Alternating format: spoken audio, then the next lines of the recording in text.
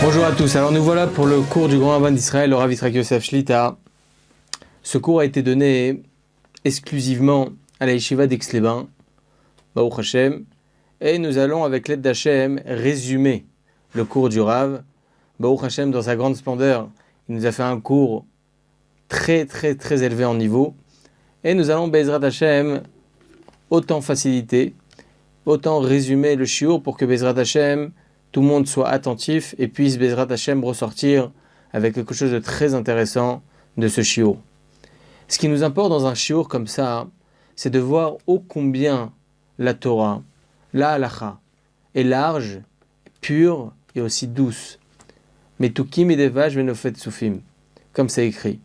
On voit Baruch Hashem, ô combien la Torah Baruch Hashem est large et ô combien c'est certaines fois un puzzle où on va débloquer quelque chose pour mettre autre chose pour que ça soit compatible. Et on va voir Bezrat Hashem grâce à ce shiur, ô combien Baruch Hashem, la Torah est belle.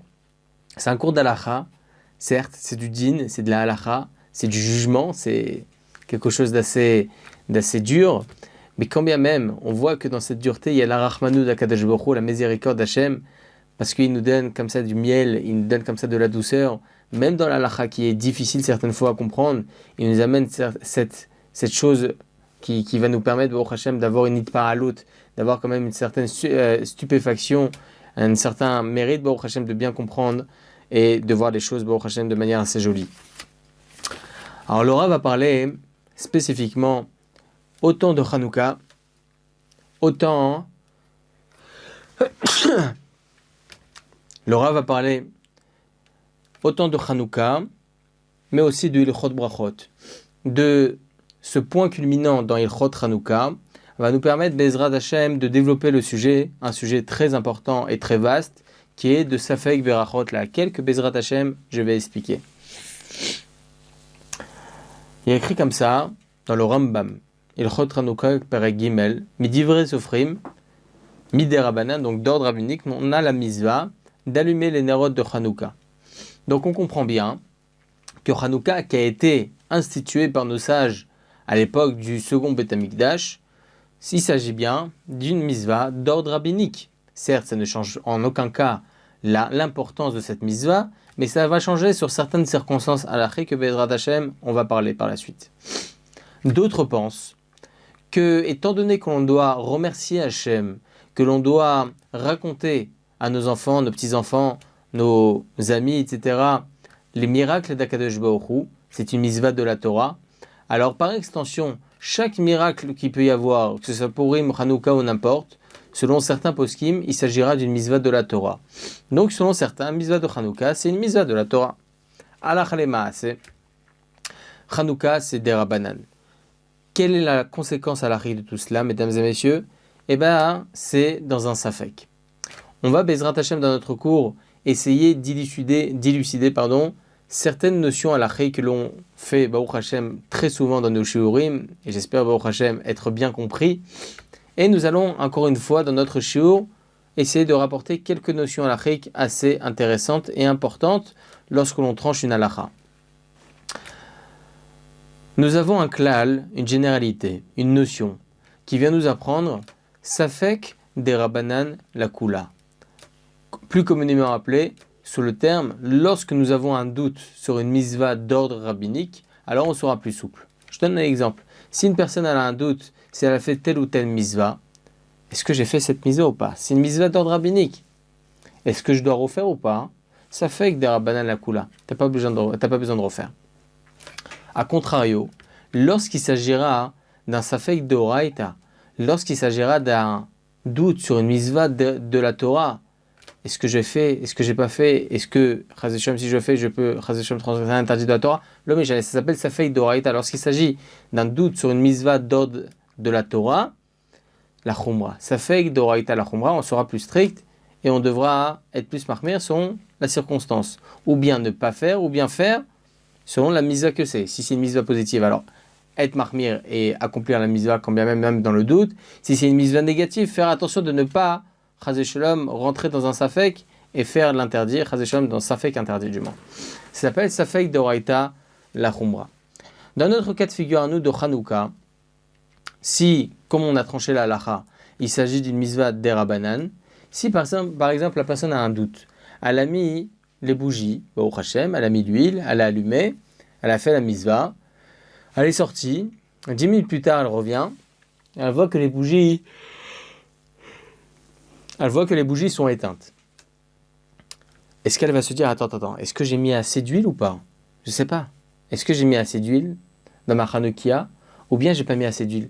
Pourquoi ça s'est éteint au bout de 10 minutes? On connaît tous la halakha qu'il faut que la bougie puisse rester allumée minimum 30 minutes selon les circonstances qui sont autour, qu'il n'y ait pas de vent, qu'il y ait l'huile adéquate, que Baruch Hashem, personne ne peut faire tomber facilement. Voilà, il faut qu'il y ait toutes les circonstances pour que Bezrat Hashem, on accomplisse la mitzvah comme il se doit. Alors effectivement, si ça s'étend au milieu, pour je ne sais quelle raison un enfant y passe, il fait tomber, la Gemara, elle est méfourache, elle est explicite à ce sujet, dans Maseret Shabbat, que Kafta Enzakukla, comme on l'a déjà expliqué dans le Shiurim, si ça s'est éteint, il n'y a pas besoin de rallumer.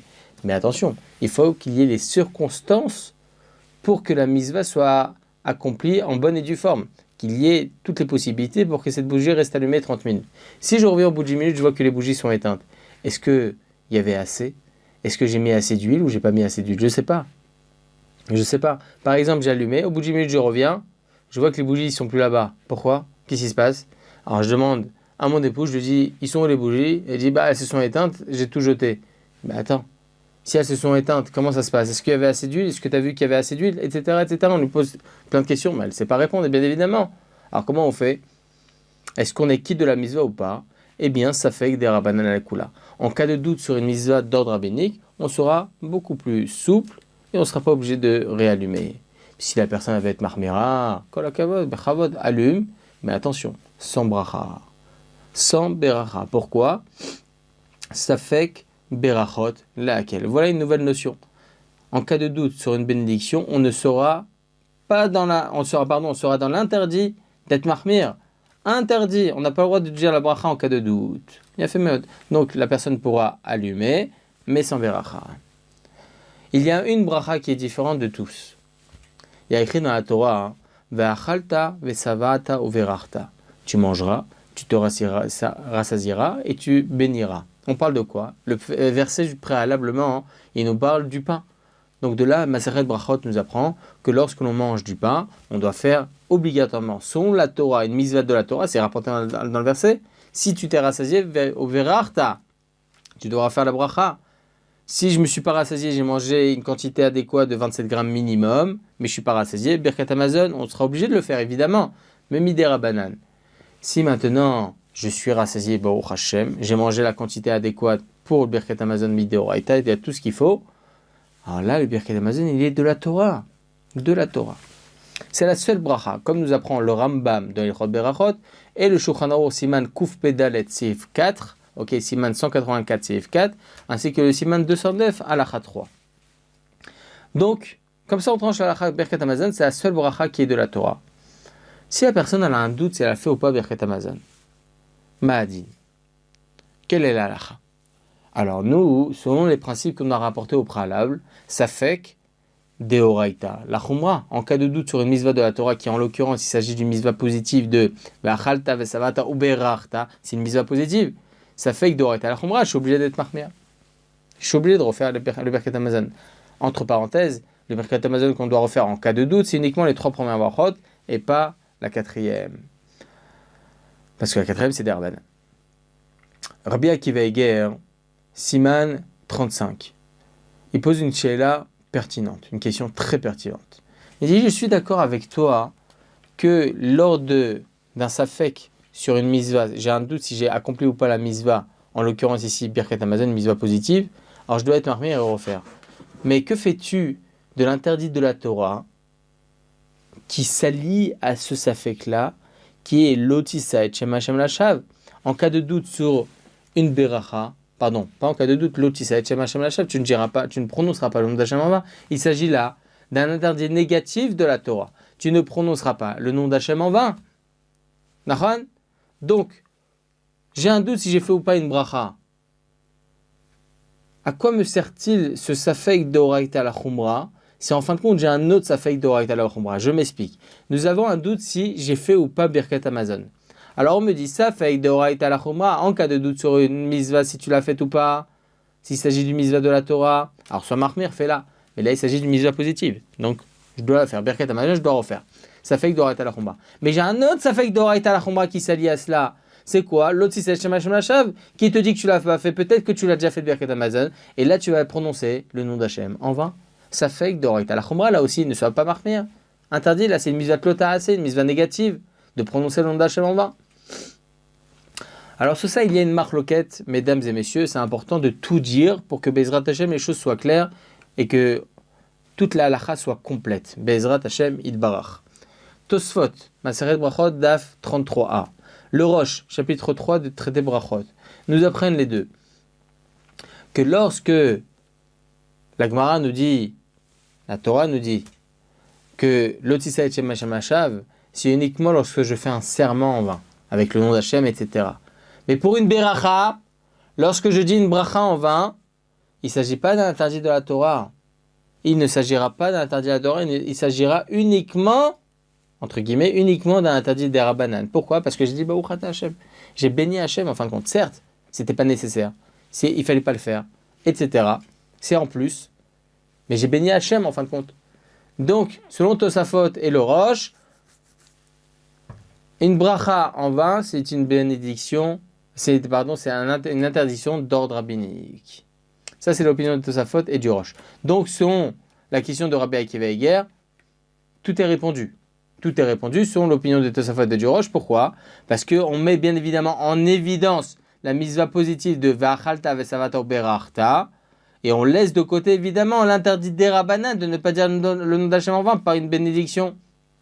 Alors bien évidemment qu'on mettra en évidence la mitzvah positive de la Torah et non pas la mitzvah négative d'ordre rabbinique, qui est l'Otisat Shem Hashem Hashav, dans ce cas de figure. Donc on comprend l'opinion l'opinion de Tosafot et du Rosh, et on comprend donc la réponse donc de Rabbi Akiva Eger sera, on comprendra donc cela selon le Tosafot et le Rosh. Mais le Rava Gaon, il y a 1000 ans, il tranche la halakha que toute personne qui dit une bénédiction, je précise, une bénédiction en vain, il sera Hayav Malkout. C'est quoi Hayav Malkout? Il aura l'obligation de recevoir 39 coups au Beth Amikdash. A-t-on vu une fois qu'une personne se reçoit 39 coups parce qu'il a transgressé l'interdit des Rabbanan? Non, c'est uniquement sur les mitzvot de la Torah. Par exemple, si une personne, chas v'shalom, elle a cuit du lait et de la viande ensemble, elle a mangé du lait et de la viande ensemble, l'omeshane, a transgressé une mitzvah de la Torah, Hayav Malkout. Il sera coupable des 39 coups, mi-deoraita. Ça, c'est l'opinion du Rava Gaon. Shulchan Aruch, Siman 215. Tranche la halakha comme cela, évidemment. Selon le Rava Gaon et Maran à Shulchan Aruch, la question reste. Comment ça se fait qu'on met en évidence la mitzvah positive de Birkat Amazon? On dira Safek d'Oraita la Khumra et reprend le Birkat Amazon. Alors que nous avons en relief, nous avons aussi, qui s'allie à cela, c'est l'interdit de Safek d'Oraita la Khumra. Ne dis pas, il ne refais pas le Birkat Amazon, possible que tu dis une bénédiction en vain. Et selon le Shulchan Aruch et le Rava Gaon, il s'agira d'un interdit de la Torah de dire même une bénédiction en vain. Le Eli Rabbah rapporte l'opinion du Rambam. Le Rambam, il semble dire, effectivement, que ça assourd midoraita. Il dit aussi Chayav Malkout. Comme ça, il dit le Rambam. Mais le Eli Rabbah rapporte au nom du Rambam que l'Echaora, tout ce que dit le Rambam, c'est uniquement comme Deoraita, mais effectivement, le Rambam trancherait la halakha comme Tosafot. C'est un peu difficile à comprendre. En tout cas, le Chazon Ish tranche comme le Eli Rabbah au nom du Rambam. Donc, il semblerait, selon le Chazon Ish, que nous avons, parmi ceux qui pensent qu'une bénédiction en vain, c'était un interdit d'ordre rabbinique uniquement, nous avons le Tosfot, Rosh et le Rambam. Mais, Mihilal Gvot Torato, c'est ce qu'a dit le Rav Yitzhak Yosef. Il dit le problème, c'est que le Chazon Ish n'a pas aperçu la Tshuvat Rambam. Tshuvat Rambam, elle a été publiée après, pas après le Chazon Ish, bien après son édition sur le Rambam lui-même, il y a bien des centaines d'années.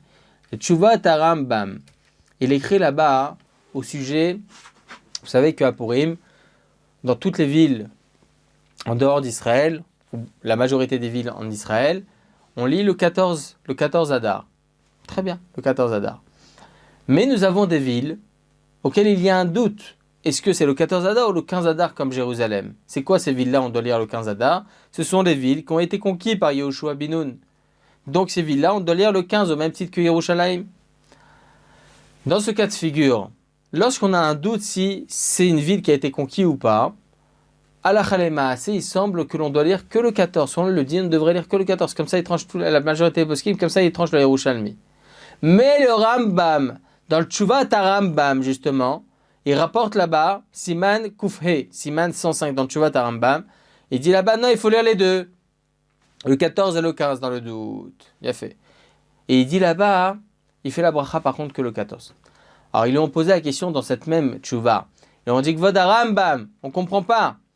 Pourquoi vous dites de faire la bracha uniquement le 14, qu'on fasse le 15, parce qu'il faut être marmé, il faut lire les deux. Il dit Mishum chomer bracha levatala shel Torah. Donc le Rambam il est méfourage parce que pourquoi on ne dira pas une bénédiction sur la Megillah le 15 aussi? Mishum chomer bracha chez Natzrecha, à cause du problème, c'est possible qu'il s'agisse d'une bénédiction en vain, parce que peut-être que la halakha est comme tous les autres, que ça suffit de lire le 14. Et une bénédiction en vain, c'est très grave à cause du fait qu'il s'agit d'un interdit de la Torah. Donc les termes, ils sont explicites dans le Rambam, dans le Tshuvat Rambam, d'où l'importance d'ouvrir aussi tous ces livres et comprendre qu'effectivement, le Rambam tranche que Bémet, une bénédiction en vain, c'est un interdit de la Torah. Il a fait mieux. Donc on a l'opinion du Rav Gaon, du Rambam, et comme ça il tranche Maran al-Shulchan Aruch Siman 215. Qu'une bénédiction en vain, c'est interdit de la Torah. Alors reprenons. Rabbi Akiva Eiger, c'est une très très bonne sheila. Comment ça se fait que l'on met en évidence la mitzvah positive de Achalta vesalato verarta en cas de doute, donc tu reprends le Birkat Amazon, alors que nous avons un autre interdit de la Torah qui s'allie à cela, qui est l'Otisset Shema Shema Shav. Dit aussi, ça fait que d'Oraïta la Chumra, dire une bénédiction en vain, c'est interdit de la Torah. Sois marmir et ne refais pas le Birkat Amazon. Ça, c'est la question de Rabbi Akiva Eiger. Encore une fois, je reprends à chaque fois la question de Rabbi Akiva Eiger. Selon chacun des développements, je reprends ensuite le développement, la question de Rabbi Akiva Eiger. On va continuer le développement. Le Petach Hadvir, qui était un des Gdolei Olam qui a pris la place du grand rabbin de Izmir, en Turquie, Petach Hadvir, il a pris la place de Rabbi Chaim Falaji. Il écrit là-bas, dans ce livre, il pose la sheila. Et il dit, je ne comprends pas comment ça se fait que le Rambam nous enseigne Hayav Malkut. Qu'une personne, pardon, c'est le Rav Gaon qui dit ça. C'est la même question sur le Rambam, effectivement, mais le Rav Gaon était avant le Rambam. Donc le Rav Gaon, le Rambam, le Shulchan Aruch, comment ils peuvent dire qu'une personne qui dit une bénédiction en vain, il est coupable des 49 coups, des 39 coups, ça fait un peu trop 49, qui est coupable des 39 coups désignés par la Torah, et donc fait au Beth Amikdash. Et donc on apprend de là que c'est un interdit de la Torah. Comment tu peux me dire Hayav Malkut? Pourquoi? C'est quoi la question? On a une Gemara dans Maseret Sanhedrin. On a une autre Gemara dans le traité Tmura 3a. Tout en bas, il y a quelques lignes à la fin. Il y a écrit quoi là-bas? Toute personne qui transgresse un interdit l'otaase, il sera Chayav Malkut. Dafka she'eshbo ma'ase. Aval l'otaase she'enbo ma'ase. Mais s'il transgresse un interdit de la Torah négatif sans une action, sans qu'il a fait une action, Patour, il est dispensé des 39 coups, dispensé de Malkout. Alors, est-ce que lorsqu'on prononce le nom d'Hachem en vain, Chas Veshalom, est-ce que on a fait une action? On a juste sorti de l'air. On n'a rien fait de spécial. C'est pas comme on est en train de cuire maintenant du lait et de la viande ensemble. Non, Chas Veshalom, le Tevaché Gedi Bachalom, c'est une action. C'est une action. Là, c'est juste une parole. C'est juste une parole, donc on serait pas Chayav Malkut. Pourquoi le Rav Gaon, le Rambam, Shulchan Aruch ne disent Chayav Malkut? De là, le Petach Hadvir veut nous apprendre que Béhémet, non, c'est pas Chayav Malkut qu'il a voulu écrire le Rav Gaon, c'est Chayav Mardout. C'est comme les 39, c'est comme les 39 coups, mais Midé Rabbanan, lorsqu'il y a un interdit des Rabbanan qui a été transgressé. Donc en fin de compte, il veut supprimer le Petach Hadvir, la pensée que l'on a selon l'opinion du Rav Gaon, du Rambam et du Shulchan Aruch, qu'il s'agirait d'un interdit de la Torah, de dire une bénédiction en vain, il s'agirait d'un interdit de la Torah. Selon le Petach Hadvir, il semblerait que non. Tout cela veut nous apprendre que selon toutes ces opinions-là, même eux penseraient qu'il s'agit d'un interdit des Rabbanan uniquement. Comme ça rapporte Rabbi Ishmael HaKohen dans le Zera Emet, Siman 215 aussi, l'opinion du Rambam à la fin. Mais Rabbi Yehuda Ayash, un des Gdol Olam algérien, le Rav Berachot, Rabbeinu Yosef Chaim, le Ben Ishraï, tous deux pensent que Behemet, selon l'opinion du Rambam, le Rav Agon et Maran HaShulchan Aruch, dire une bénédiction en vain, il s'agira d'un interdit de la Torah. Alors comment expliquer Chayav Malkout? Le Rav Yitzhak Yosef a dit la chose suivante. Il dit, on peut être relègue sur des Acharonim. C'est pour ça qu'il vient expliquer le Peter Hadvir et il vient démanteler son opinion. Il a dit la chose suivante. Il dit, lorsqu'on lit bien la Gemara dans la Maseret Moura et le Rambam dans Ilchot Berachot, on comprend tout. Le Rambam dans Ilchot Berachot, il dit, Kol mi shomer bracha she'enatrecha Chayav Malkout kenishba. Toute personne qui dit une bénédiction en vain, il sera coupable de Malkout, donc Deoraita, kenishba, comme au sujet d'un serment.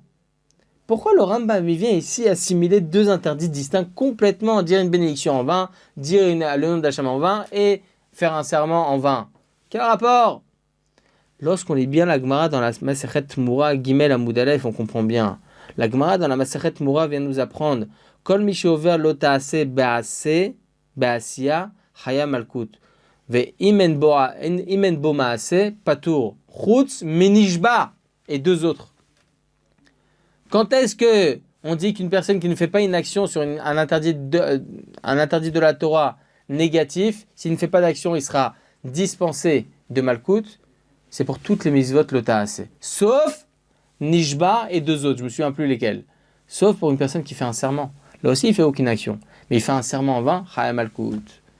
Pourquoi le Rambam d'Ilchot Brachot vient nous assimiler les deux interdits pour dire qu'une personne qui dit une bénédiction en vain, il sera Chayav Malkout au même titre qu'une personne qui sermente? Parce que oui, Chayav Malkout, même s'il ne s'agit pas d'une action.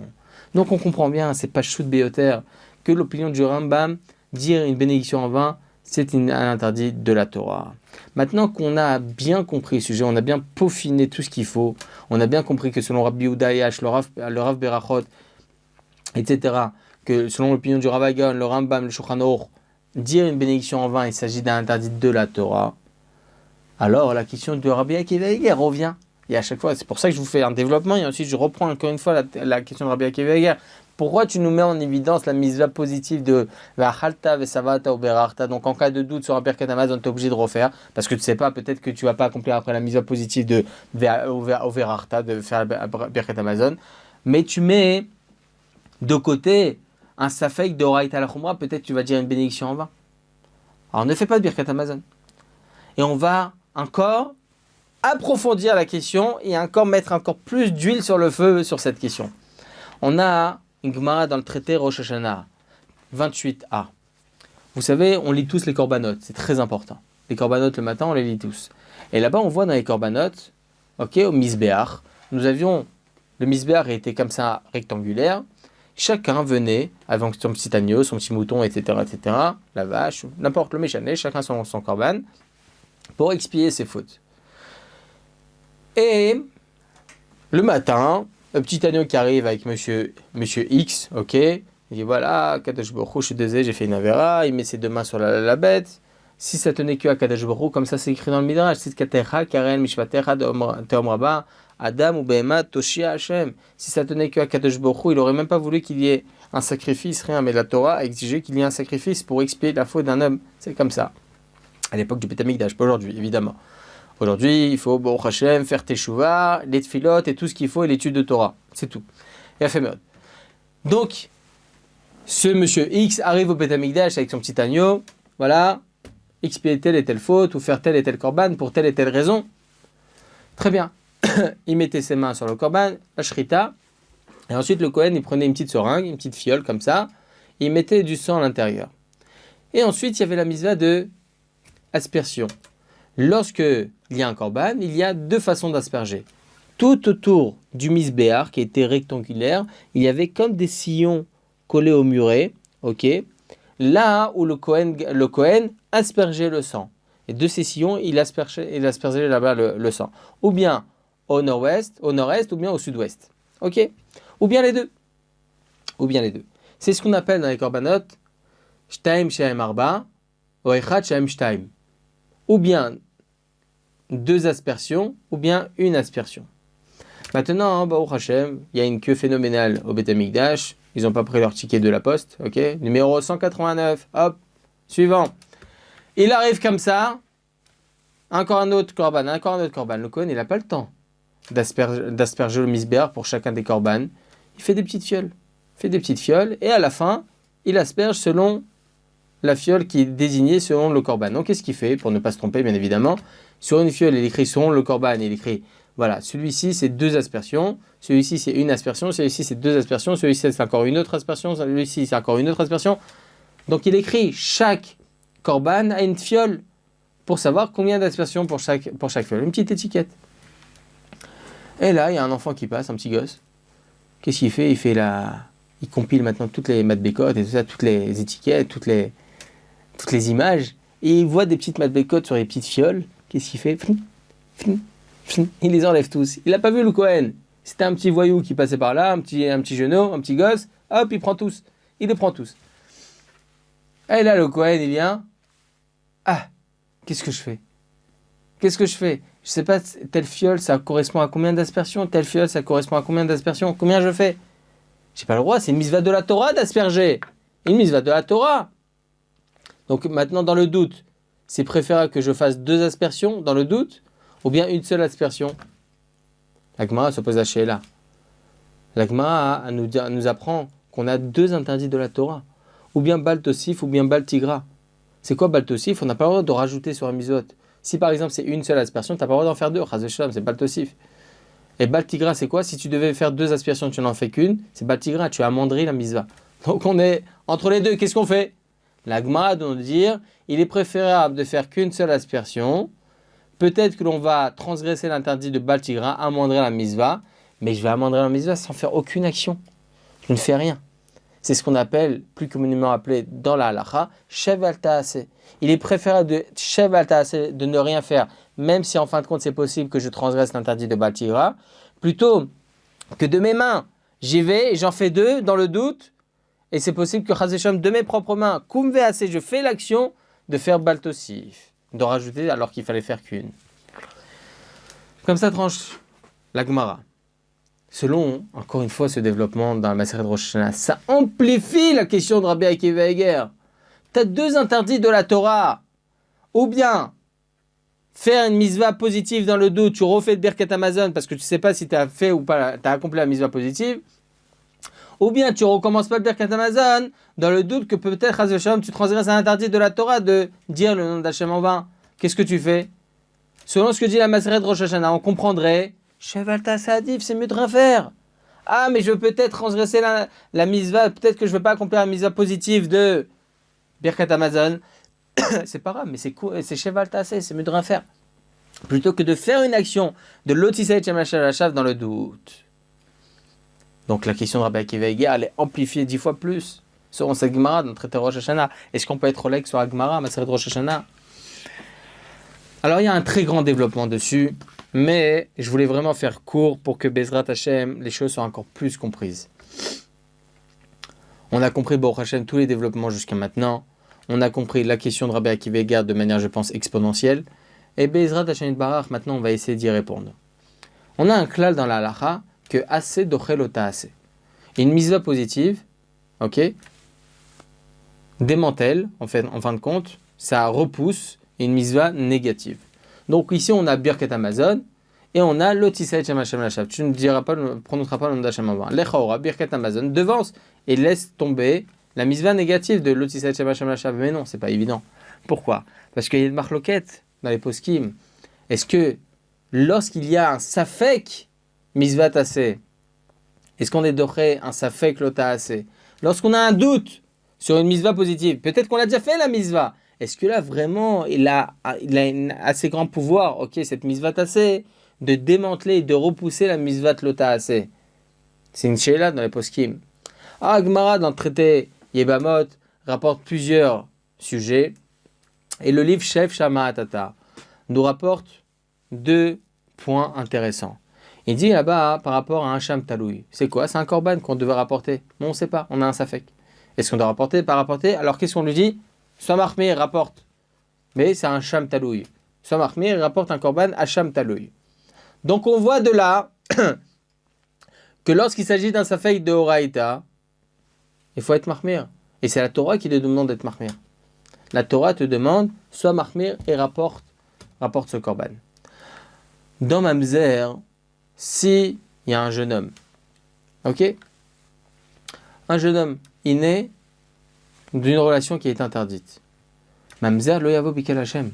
Interdit que ce jeune homme-là vient dans le Am Israël.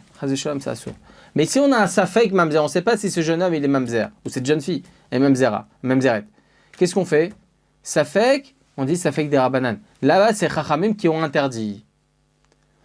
Donc de là, on veut nous apprendre quelque chose d'intéressant. Écoutez bien, c'est assez difficile, mais écoutez bien. Bezrat Hashem. On a de là un Safek très intéressant. C'est vrai qu'on a dit Safek de Horaïta la Chumbra. En cas de doute sur une misva de la Torah, on sera Mahmir. Mais est-ce que ce principe-là de Safek de Horaïta la Chumbra, il s'agira d'un Safek, d'une institution des Rabbanan ou bien d'une institution de la Torah elle-même? Je m'explique. On a un korban. On a un doute s'il faut le rapporter ou pas. La Torah te demande de rapporter un Hacham Taloui, un autre korban. On apprend donc Safek d'Oraïta la Chumra. Mais qu'est-ce qui nous l'oblige, cette notion d'être Mahmir? C'est la Torah elle-même qui nous l'oblige. Ça s'appelle Safek d'Oraïta la Chumra, c'est une notion qui a été instituée par la Torah elle-même. Mais d'un autre côté, on a une autre sugya qui nous apprend que Safek Mamzer, c'est Moutar, l'Echora. La Torah, lorsqu'elle a interdit Mamzer lo yavo bikal Hashem, un Mamzer ne viendra pas bikal Hashem dans l'Am Israël, Mizva lo ta'ase, ok, c'est un issour. Dans un Safek, tu as un doute si ce jeune homme-là, ou cette jeune fille, elle est Mamzeret ou pas, dans ce cas de figure, la Torah devrait nous autoriser, mais Chachamim sont venus, ils nous ont appris Safek de Horaïta la Chumra. Donc d'un côté, on voit que la notion de Safek de Horaïta la Chumra, c'est une institution de la Torah par rapport au Korban, et d'un autre côté, on voit que pour Mamzer, c'est Chachamim qui ont institué ce Safek de Horaïta la Chumra. Alors comment on s'y avance? Comment on tranche la halakha? Rashi, Tosfot, le Ran, le Ramban, le Ritva, ils apprennent Safek de Horaïta la Chumra, c'est une misva de la Torah, c'est une institution de la Torah. Ils apprennent ça du Korban, Hacham Taloui, que c'est la Torah qui lui oblige de rapporter ce Korban. A contrario, on a l'opinion du Meiri, du Rav Chaigon, du Riv, du Rosh, du Rambam et du Ravad, Rabbi David Boulfid, etc. Beaucoup d'autres poskim qui viennent nous apprendre, non, on apprend de Mamzer. C'est-à-dire quoi on apprend de Mamzer? On vient nous apprendre de Mamzer, ça fait d'Oraïta la Chumra, Midera Banan. Que c'est Chachamim qui sont venus instituer cette notion de Safek d'Oraïta la Chumra. Alors comment, selon chacun des poskim qu'on a rapportés, comment il va comprendre l'un par rapport au Korban Hacham Taloui et l'autre comment il va comprendre par rapport à Mamzer? Ça c'est encore une autre sugya, c'est pas le moment. En tout cas je vous ai rapporté ici les différents Rishonim qui pensent l'un que Safek d'Oraïta la Chumra il s'agira d'une notion instituée par la Torah, et d'autres pensent non, c'est une institution instituée par des Rabbanan. Selon cela, reprenons la question de Rabbi Akiva Eiger. On a un Safek d'Oraïta, ce qu'on a fait au pas Birkat Hamazon. On vient d'apprendre ici que Safek d'Oraïta la Chumra, c'est Midei Rabbanan. Si c'est Safek d'Oraïta la Chumra, encore une fois, c'est Midei Rabbanan, encore une fois, on ne doit plus être Mahmir. Pourquoi tu veux refaire Birkat Hamazon? C'est d'ordre rabbinique maintenant. Cette notion a été instituée par Chachamim, certes, mais tu as un problème d'une autre notion instituée par Chachamim, qui est l'Otisat Shem Hashem Lashav, Safek d'Oraïta la Chumra Midei Rabbanan, sur l'Otisat Shem Hashem Lashav. Comment on va faire? Le Hagon Melissa vient répondre à toute la question, pas spécialement à la question, mais il vient expliquer une généralité très importante, et de là on va avoir toute la réponse. Le Hagon Melissa, il vient nous apprendre qu'il y a une différence entre une misva négative et une misva positive. Je parle de Torah, bien évidemment. Une misva négative de la Torah et une misva positive de la Torah.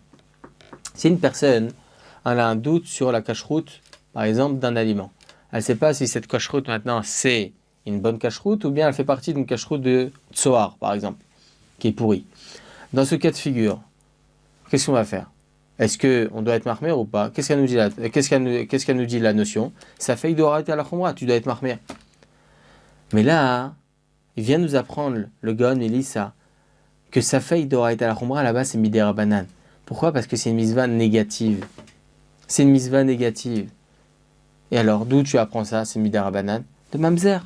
Tu vois que pour Mamzer, la Torah, bien évidemment, interdit Mamzer lo yavo bikalashen c'est une mitzvah klota assez. Et selon le din, un Mamzer, si c'est un safek Mamzer, pardon, c'est un doute si c'est un Mamzer ou pas, la Torah ne nous interdirait pas. Mais Chachamim sont venus et ont dit safek d'oraita la khumra midera banane. C'est Chachamim qui sont dit safek d'oraita la khumra, on est marmir. On est marmir. Mais tu vois que là-bas, la Torah ne nous aurait pas interdit dans l'absolu. Nous aurait pas interdit. Donc tu vois que la Torah fait une différence avec une mitzvah lota assez. Si c'est une mitzvah lota assez, la Torah nous permettrait, tout ce que la Torah a interdit, c'est uniquement lorsque c'est vadaï, lorsque c'est sûr que c'est un issour, lorsque c'est safek issour, la Torah ne nous interdirait pas. Chachamim, avec leur puissance, sont venus, ils ont interdit safek doraïta la chumra. Mais pour Hacham Talou, pour le korban, on dit à la personne, la Torah oblige la personne de rapporter un korban quand même. Il y a un doute s'il faut ou pas rapporter le korban. Tu rapportes un Hacham Talou, là-bas il s'agit d'une mitzvah positive. Lorsqu'il s'agit d'une mitzvah positive, c'est la Torah elle-même qui vient instituer cette notion de safek d'oraita la chumra. Selon cette explication du Hagon Melissa, tout est compris. On a le Birkat Amazon. On a un safek mitzvah tassé, un safek mitzvah lota assez. J'explique. Mitzvah tassé, est-ce que j'ai fait ou pas Birkat Amazon? C'est un safek sur un mitzvah deraban, sur une mitzvah positive, pardon. D'un autre côté, on a un safek. Est-ce qu'on refait ou pas? Pourquoi? Parce que si je refais, possible que je fais l'otisset yamachal shav. C'est possible que je transgresse un interdit, une mitzvah négative qui est de ne pas dire, pas prononcer le nom d'Hacham en vain. Mais là, on demande de recommencer de Birkat Amazon. Pourquoi? Parce que lorsqu'il s'agit d'un safek sur une mitzvah tassée, un doute sur une mitzvah tassée, la Torah t'oblige elle-même safek d'oraita la chumra. Mais lorsqu'il s'agit d'un safek sur une mitzvah lota assez, c'est Chachamim qui t'ont institué cette notion-là de safek d'oraita la chumra. Alors là, bien évidemment, on mettra plus en relief safek d'oraita la chumra, mi d'oraita qui est la mitzvah tassée, plutôt que safek d'oraita la chumra institué par Chachamim qui est la mitzvah lota assez de l'otisset shemachem lashav. C'est pour cela qu'à la Chalemaase, on reprendra le Birkat Amazon.